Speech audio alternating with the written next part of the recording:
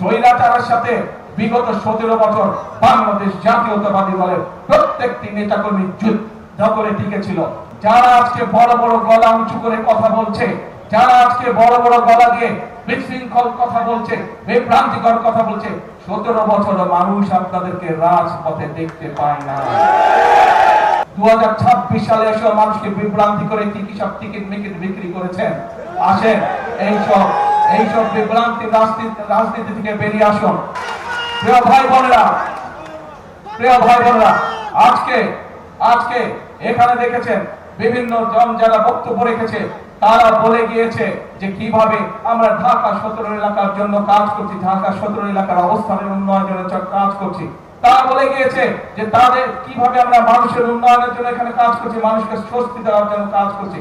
এই যে আপনাদের পাশে গুলশান লেক আছে, বনানী লেক আছে, এই লেক যদি পরিষ্কার করতে হয়, লেক পরিষ্কার করতে 6 মাস সময় লাগবে না? যত ময়লা এর মধ্যে আছে, কাজে কোনো বক্তব্য রাখা খুবই সহজ কাজ, সমালোচনা করা খুবই সহজ কাজ। যদি মূলত থাকে আসেন, ছাদের হাত গুটিয়ে হ্যান্ডেল করে কেস করে আদালতে মাঠে নামো, মানুষের জন্য কাজ করো, দেশের জন্য কাজ করো, সঠিক কথা বলো। এমন কোন কথা বলবেন না যেই কথা বলে দেশে বিশৃঙ্খলা তৈরি হয়, এমন কোন কাজ করবেন না যেই কথা বললে বিশৃঙ্খলা তৈরি হয় রাজপথে। কারণ স্বৈরাচার বসে আছে। স্বৈরাচারের সাথে বিগত 17 বছর বাংলাদেশ জাতীয়তাবাদী দলের প্রত্যেকটি নেতাকর্মী যুদ্ধ করে টিকেছিল। এই রাজপথেই তারা টিকেছিল। আর কোন রাজনৈতিক অন্য যারা ছিল তারা আমাদের সাথে ছিল। যারা আজকে বড় বড় গলা উঁচু করে কথা বলছে, যারা আজকে বড় বড় গলা দিয়ে বিশৃঙ্খল কথা বলছে, বিভ্রান্তিকর কথা বলছে, 17 বছর মানুষ আপনাদেরকে রাজপথে দেখতে পায় না।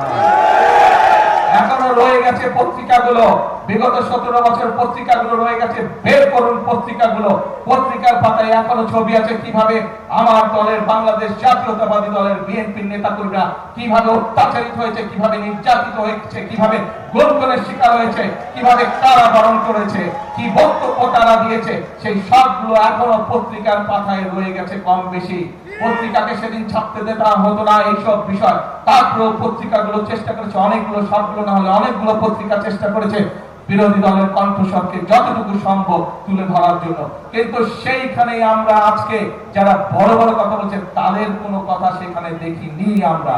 কাজে বাংলাদেশের মানুষের মন অনেক বড়।